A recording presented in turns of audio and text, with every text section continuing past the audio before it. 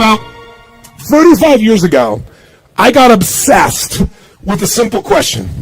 What makes the difference in the quality of people's lives? What makes some people leaders and other people followers? What makes most people talk about a dream and never follow through, and other people, just a small percentage, kick ass, take names. You can throw any obstacle at them, they find a way to break through. What's the difference? And when I first grew up, I grew up very poor financially. I grew up in a very tough environment. When I met my fourth father, I said, Mom, I'm confused. I was confused because I always loved people, just my nature. But when I was in high school, I was not the most popular kid in school. In fact, the most popular kid in school treated me like hell. He was so vicious and mean. I thought, what makes that guy popular? So it made me obsessed to want to know why people's lives turn out so differently. And my first answer, growing up poor with no great role models, was, well, some people are just lucky. They grow up in a family where everybody loves each other and they stay together. You know, some people are lucky. They grow up in a family and everybody's educated, and so they work hard to educate their kids. Or some people are lucky. They grow up in a family with lots of money, so they have resources to travel and learn and expand and do whatever they want. And as much as I wanted to believe that story, that some people are just lucky, that they had a better family, when you pay attention and you're even slightly honest with yourself, that story doesn't hold up, does it? Because when you look around, what happens to people that were truly given everything and they don't have to work for it? What happens to the person who's born and they got total love and support from their family? They have total financial abundance. They don't have to worry about it whatsoever. They got all the great education. What happens to the majority of those? Not all, but the majority of those people don't build any muscle. They're not hungry because everything was given to them, so they don't have any hunger that could give them drive. Which, if you ask me, Tony, what's the single most important key to success above anything else? It's not talent, it's not skill, it's hunger.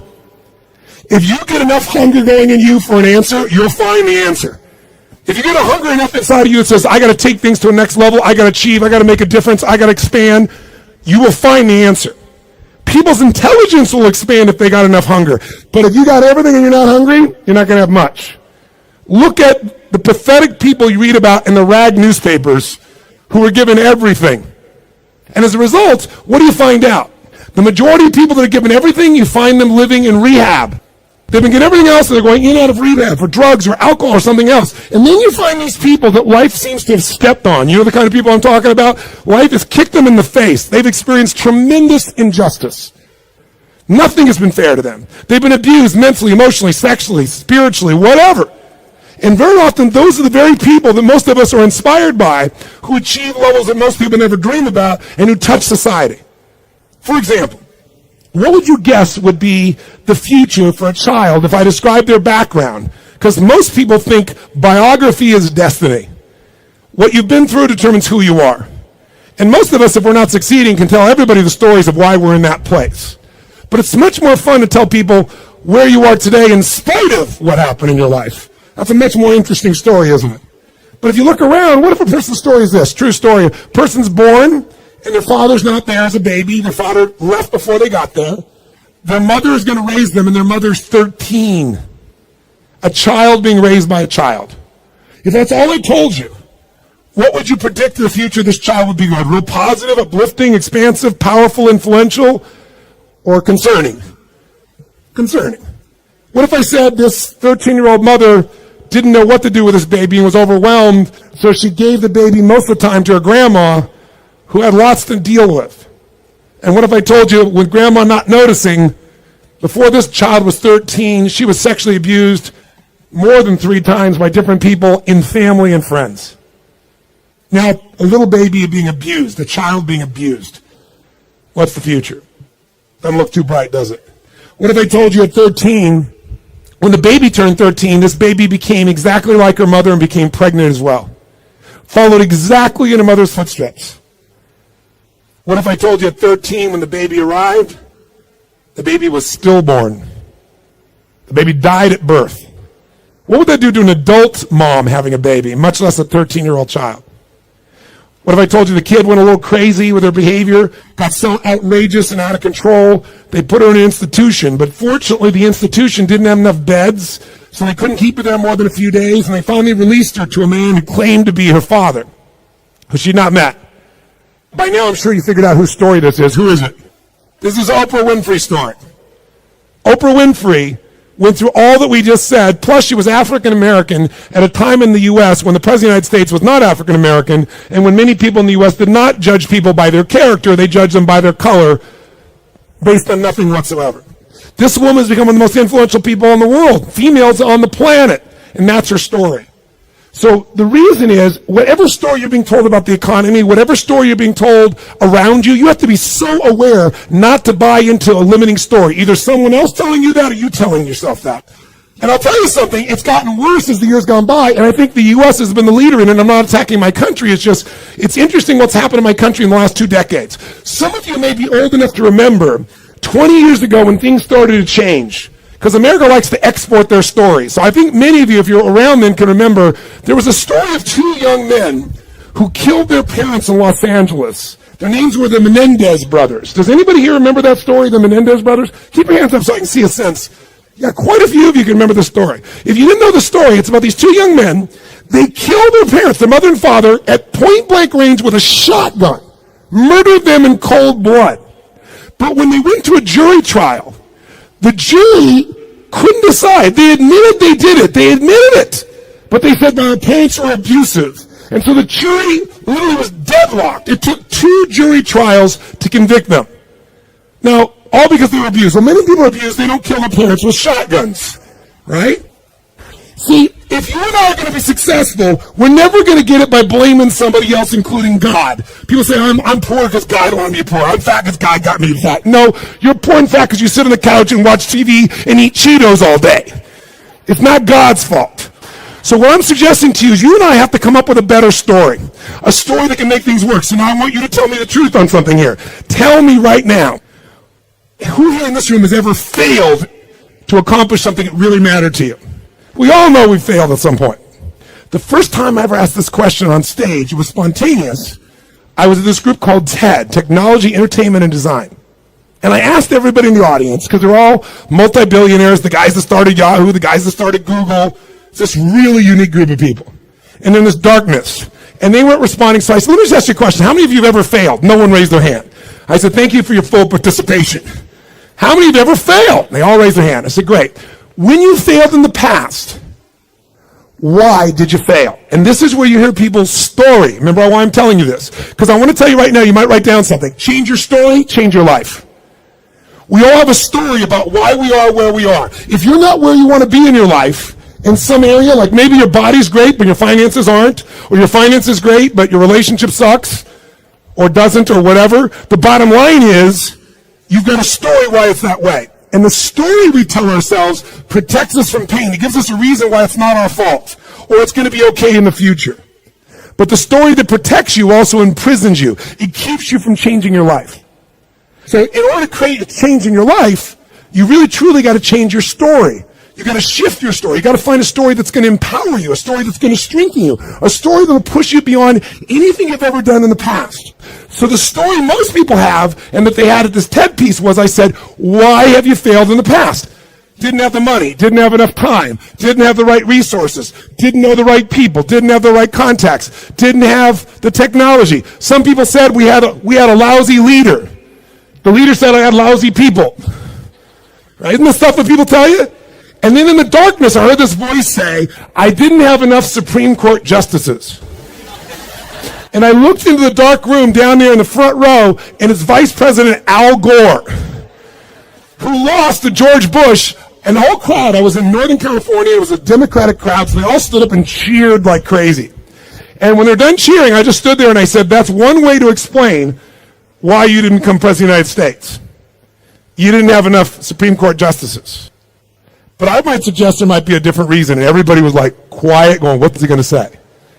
And I said, let's look at everybody else first. Those of you that told me you don't have the money, you don't have the time, you don't have the education, you don't have the right people, didn't have the right skills, didn't have the right technology, you didn't have the right Supreme Court justices, or enough of them. I would submit to you, you've all told me the reason you failed is you didn't have the resources. Time is a resource. Money is a resource. Technology is a resource. Knowing the right people is a resource. And I said to the audience, here's my experience working with the most successful people on the face of the planet, athletes, presidents of the United States, multi-billionaires. Here's what I know from them. Resources are never the real problem. Our lack of resourcefulness is the real problem.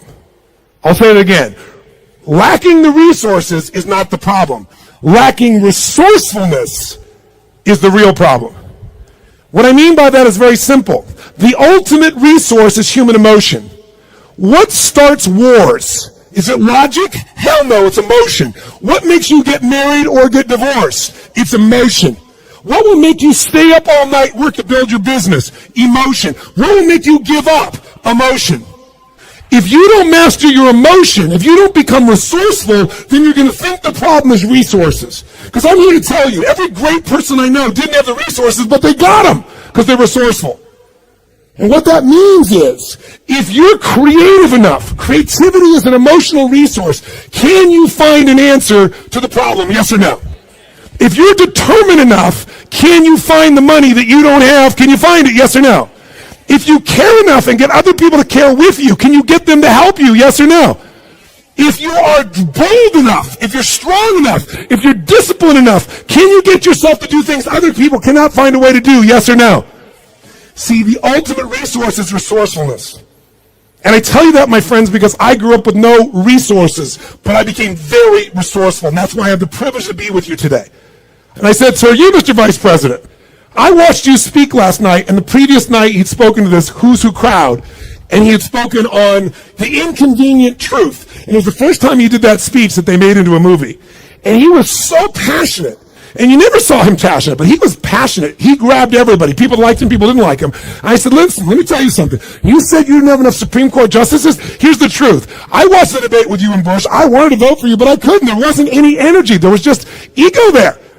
I said, I watched those debates. I said, if the guy that was up here last night was the guy in those debates, you wouldn't need the Supreme Court justices. And the whole crowd went berserk. They started clapping, standing ovation, and he came over and gave me a little high five and said, you're right. And we became good friends out of it. And people came to me afterwards, the guys from Kleiner Perkins, multi-billionaires, they took me to dinner and they go, we've all been thinking that. No one would ever say that. How could you say that publicly? I said, because it's the truth. They go, yeah, but no one said it. And guess what? The truth is, I don't care where you are today. I don't care if you're totally broke and getting here was a huge stretch for you.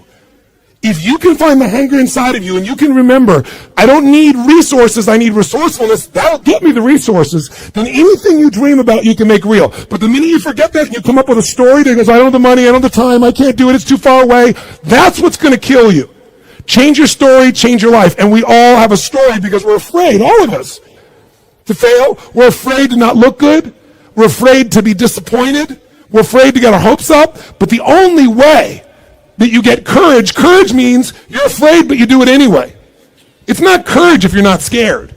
And so there's going to be people talking here the next few days or today, they're going to give you some great strategies. Whether you do it or not is not going to be based on your ability.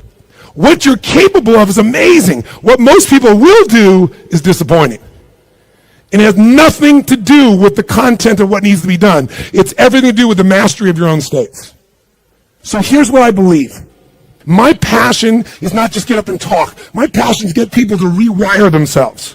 So how many of you came here not just for information? How many came here for some breakthroughs? A breakthrough means a new quality of life where things that were impossible are possible. Who's with me on this? Say I. So let me give you 3 keys to a breakthrough. Any one of these 3 can give you a breakthrough, but if you do all 3 of these, you're going to have an extraordinary breakthrough. So let's start with something so simplistic that none of us would be emotionally attached to it, and we all know it's true. And let's take a symbol in society. All over the Western world, including Australia, and you guys are a bit better than America, but not by a whole lot. What's happened to societies, Western societies, in terms of their health and fitness? Now, I don't know the current numbers here in Australia, but I'll tell you how bad it is in the U.S. I know you're slightly better than this. 1/3 of Americans are obese now. 1/3. Literally 60% of Americans are overweight. Now, I want to ask you a question. Is that because the strategies required to losing weight are so complex that it's just completely overwhelming? Is that why? Yes or no? No. However, if you have the wrong strategy, you're guaranteed failure, even if you're motivated and driven and excited. Is that fair to say? Like, I can remember a few years ago when on the cover of Time magazine was a diet called the Atkins diet. And it said, I don't remember the exact number, I think it was 13% of Americans, the largest number ever, were all on this diet. Now, if you knew anybody was on the Atkins diet, of course you'd lose weight. First, the number of calories you shoot came down. But second of all, you ate such an acidic diet that you literally had to pee on a stick so you wouldn't go into acidosis. And if you ever smelled the breath of someone on that diet, you wanted to stay as far away as you humanly could be. Now, that's not too hard to figure out, that if I got to pee on a stick so I don't go into acidosis, and my breath is this bad, this may not be a sustainable approach to losing weight. But everybody did it. So if you have the wrong strategy, it's not going to work. So let me give you 3 things in reverse order of importance, okay? Reverse order. Least important first. If you want a breakthrough, one of the things that give you a breakthrough is a strategy. A new strategy could change everything. Does that make sense? A new way to do something. If you come up with the right strategy, it could save you a decade. It could save you 5 years. And one reason to come to a seminar like this, in my opinion, is to gather up as many strategies as you can. And what I want to do in just this short little time I have with you is see if I can give you some strategies that'll give you breakthroughs in whatever you want to go after. Some real quick strategies that really work. What is a strategy? It's a specific way to do something that if you do it that way, you get the result every time. Let's think about strategy like a recipe. If you know someone's recipe and they took 25 years to figure out how to make the perfect chocolate cake, and you're not a baker, but you got their strategy, you got their recipe, how often can you get the same quality of chocolate cake if you follow their recipe, if you follow their strategy? How often will it work? How many times? Every single time. That's the beauty of a strategy. So there's going to be a lot of strategies available to you here during this course. I'd be listening and find the strategies that appeal to you most. But I'd submit something to you, my friends. I'm a strategist. I'm a business and life strategist. I'm always finding the little thing that'll change it all. I'm obsessed by it. And I fill up my events with them. But I know something about strategies. You can give someone the perfect strategy, and they can still not do it. They can even know it's the right strategy and still not follow through. That's why the problem in our society is not a lack of strategies. If I said to you right now, okay, we got to lose weight, and we're in downtown Brisbane, and we were to walk 10 blocks, how many places would we pass within 10 blocks that could help you to lose weight, for example, or get fit or get strong? How many? In fact, you don't even have to get up out of this building to learn how to lose weight. Because today, God forbid you're going to get up and walk, you can just pull out your iPhone or your iPad or whatever phone you have, and you can download 10 books right now that you'll never read, right? On how to do it. Maybe you'll start reading the first one, and then you'll get a little text. Oh, what's the text say? And you won't read the rest of the chapter. How many trainers are there in the Brisbane area that could get you fit and strong? Are there plenty, yes or no? Yes. So, is it a strategy problem, do you think? No. So don't get me wrong, I believe strategy is invaluable, but strategy without the next 2 is basically worthless in my experience. You know what to do, but you don't do what you know. But the right strategy versus the wrong strategy is critical. I want you to make a note of this, really important. You have to do the right thing at the right time.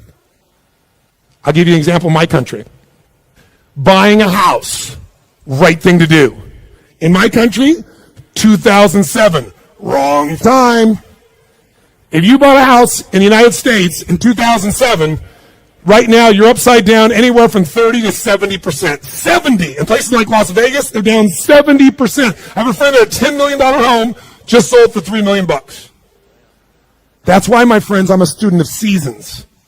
That's why you have to understand and become so incredibly bright and aware as to what's really going on. So when someone tells you the strategy, you go, is that really right now? Because they'll show you a strategy that worked. The question is it working now?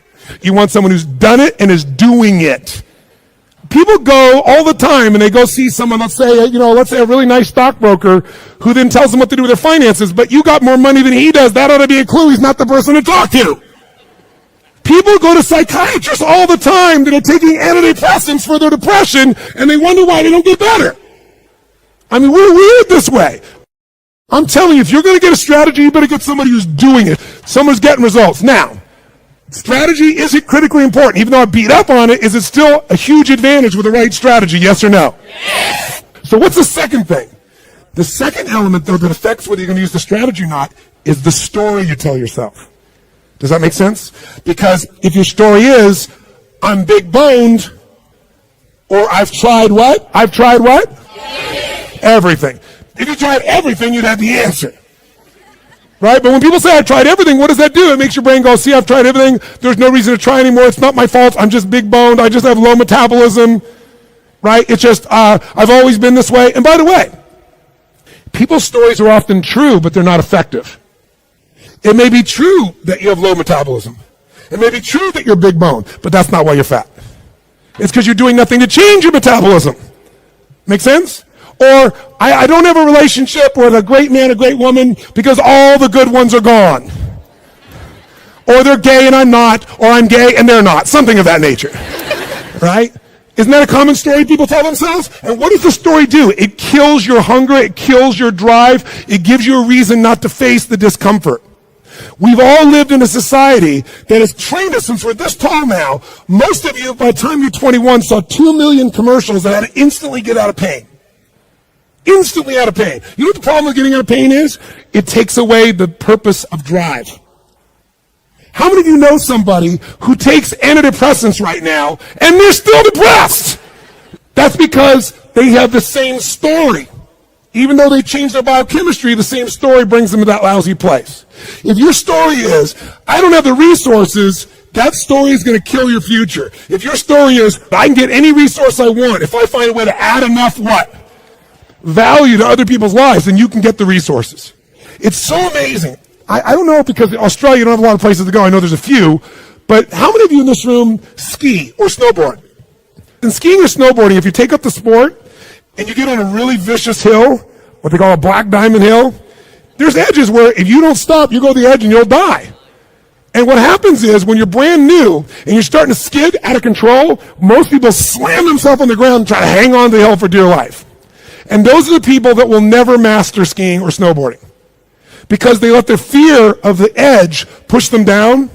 The person that goes, I'm going to dig in. I'm going to work even harder. I'm going to carve. It's scary as hell, but I'm going to stay with it. They learn to carve. Those are the people that have skiing or snowboarding be something they'll love for the rest of their life. Your story is everything, my friends. And by the way, I'm not lecturing you. I'm sharing with you because I've learned by my own stupidity. That's the only reason I can share this. But you change that story, you'll change your life. Give up the story that limits you. It may even be true. You may have ADD. You may have been abused as a child. It may be true. But that story is not why you don't have great relationships or a great business now. You don't have great relationships or a great business now because you're so afraid of trying and failing, you keep telling that story instead of taking action. Third key, the most important key. Because by the way, if you come to somebody and they go, well, I'm big bone, they go, that's just your story. They're going, I'll show you a story, I'll beat you to a pulp. We have to do this to ourselves. But if you are going to help someone change, including yourself, you need the third element, the most important element, and that is you need the right state. State. Or Australians call state. State. If you're going to have the right state, then what you have to understand is your state determines how you think and feel. Right? How many of you in this room can remember a time when you got really angry at somebody? Did you ever notice when you're really angry at somebody, suddenly you remember everything they've ever done? Because when you go in that angry state, it makes you take the parts of your brain that relate to a story that supports that state. On the opposite, how many of you in this room can remember a time in your life when you fell head over heels in love with someone out of your mind? How many can remember a time like that? Say I. It's been a long time for some of you. Is that all the... Make the sound of head over heels in love. Go ahead, make the sound. Is that short-lived for you? Let's try this. Ever been so head over heels in love you couldn't stop thinking about the person? You want to make love to them every moment. You're just dreaming of them. You felt them wanting you. You wanted them. You're out of your mind. Make that sound. What does that sound like? Go ahead. Much better. Much better. See, in the beginning of a relationship, when you love somebody, what will you do for them when you love somebody? What will you do? Anything. If they say, would you take out the trash? You go, take out the trash. Right? But after 7 weeks, 7 months, or 7 years, or 70 years, somewhere in that range, something clicks different in you and they go, could you take out the trash? You go, what do I look like? You're janitor! And they go, I don't know what it is. We used to have so much passion. Where did it go? I'll give you a clue. Write this down. If you do what you did in the beginning of the relationship, in the end of the relationship, there won't be an end.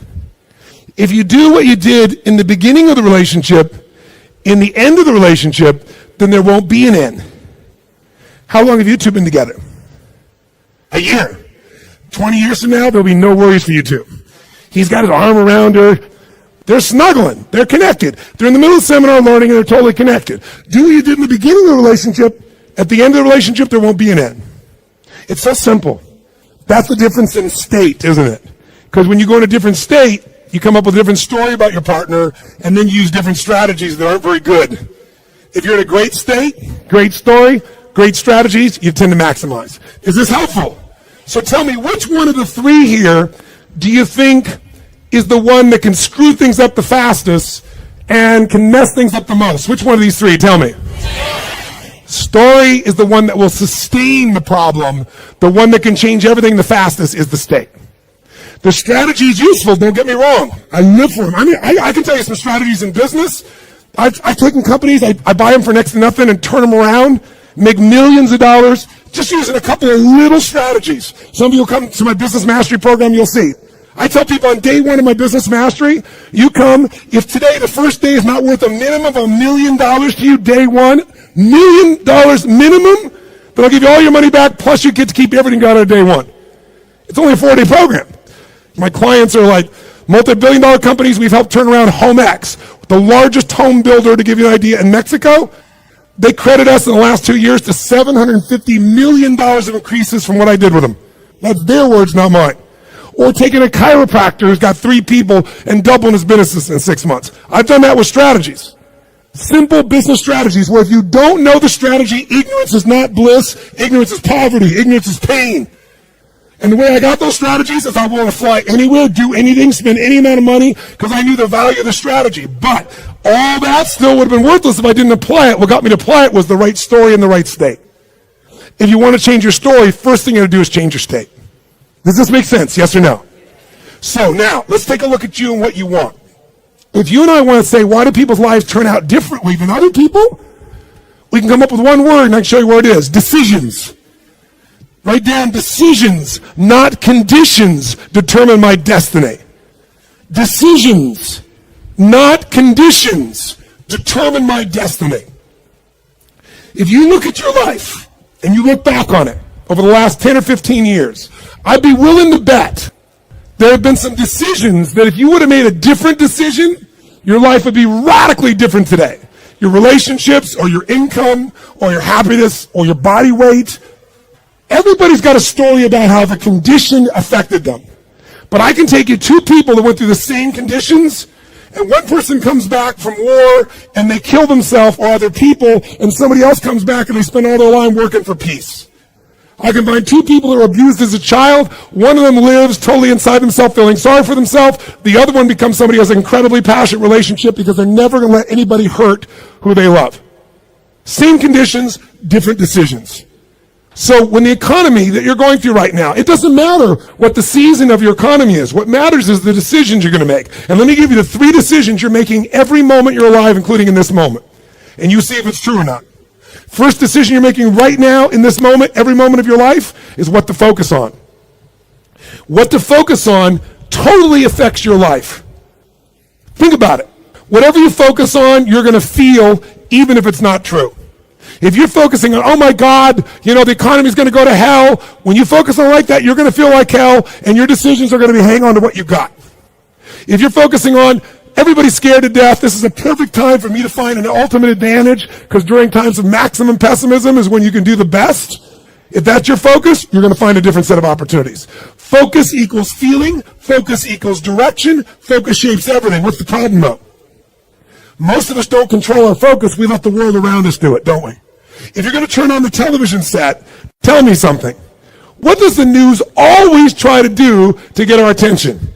Tell us what's rosy and beautiful and magnificent? No. Or find something that will jolt us. Which one? Jolt us. In the old days, today the news is in your pocket, right? It comes to you through your Twitter feed. It comes to you by being fed to, for example, by text by friends or whatever. The news follows us. But to get our attention in a world where everyone's fighting for attention, they're looking for a story to jolt you. In the old days, before you had news in your pocket, you walked by a newspaper stand, and if it said something like, headline at the top said, great weather this weekend, what did you do? Smiled. That's cool. Did you buy the paper? No, I'm not going to buy the paper. Great weather. I know what I need to know. But if the headline says, big storm coming, what happened? Boom, some money when that sucker you pulled out, you need to know more. So the news is so competitive today, 24/7, there's not enough news. They've got to constantly play this game. So if you don't take control of your focus, the world will do it for you. If you want to feel good about something, what kind of news? What if there was a movie? And you went to the movie, and here's the beginning of the movie. The main protagonist, the main character, cool, having a great time, physically healthy, strong, happy, great family, great finances, great everything. That's how it starts, okay? Second part of the movie, still good. Third part of the movie, phenomenal. End of the movie, everything's cool. Who's going to go to that movie? What are they going to say? That movie's the most boring what? Movie on the planet. So you and I, if we don't take control of our own focus, we let the environment do it for us because they're always looking to get your attention. Film and love, your child could die by drinking the natural water here coming out of this area. And when you get to the story, it's never quite the story, but they use that headline to get you. There are headlines in your own life too, though, aren't there? Headlines we use on ourselves. If you want to change your life, change your focus. I'll give you 3 examples real quick.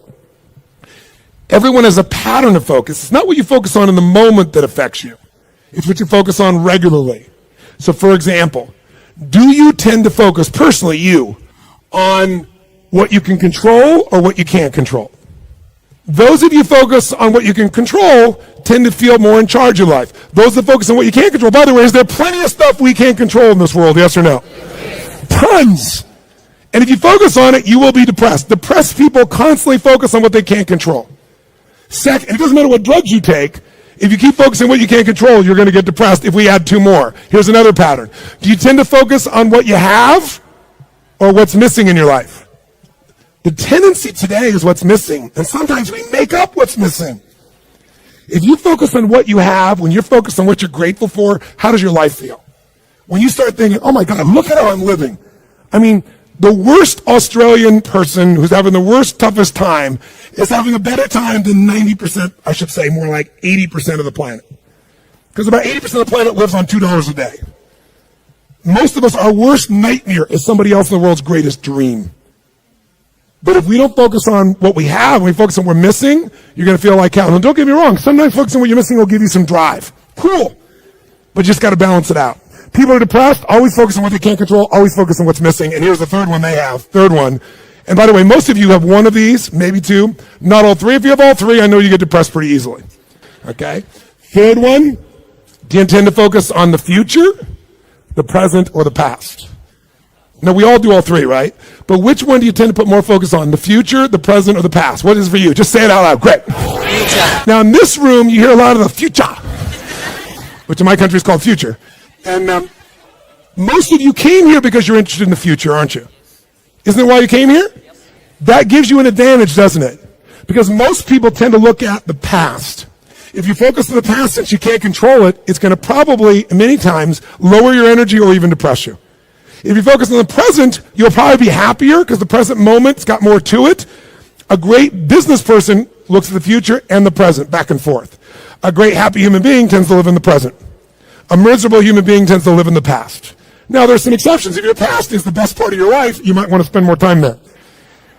But the problem is, if you're trying to drive yourself into the future, and you're using a rearview mirror called the past, what's going to happen, my friends? Tell me what's going to happen. You're going to crash. You're not going to go backwards, you're going to crash. Make sense? So these are just 3. I could give you so many more, and if you decide to come to seminar, we're not just going to tell you this, we're going to work on it. But I want to at least make you aware of it. So if you catch yourself focusing on what you can't control, go, okay, of course I can't control this, but this is what I am in charge of. This is what I can control.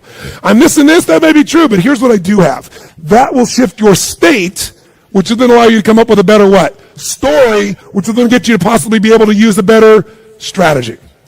Here's the second decision you're making right now as you're sitting here. Second decision, as soon as you focus on something, you now have to give it a meaning.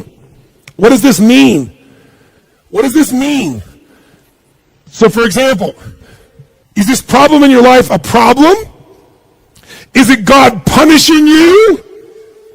Would it feel different if you said I have a problem versus God's punishing me? Or is it a challenge? Or what if it was a gift? What if this problem was truly a gift? Would it change how you felt, the state you're in, the strategy you would find, versus if you thought this was a curse? You better believe it. And every moment we're making decisions, once we focus on something, on what it means. Were you just humiliating me? Were you teasing me? Or you're challenging me. Whichever one you come up with is going to change a very different relationship between you and I. And it's all what you make up in your head, the meaning you give it. Is this the end or the beginning? If you think this is the end of a relationship, are you going to treat the person the same way as if you think it's the beginning of a relationship? Yes or no?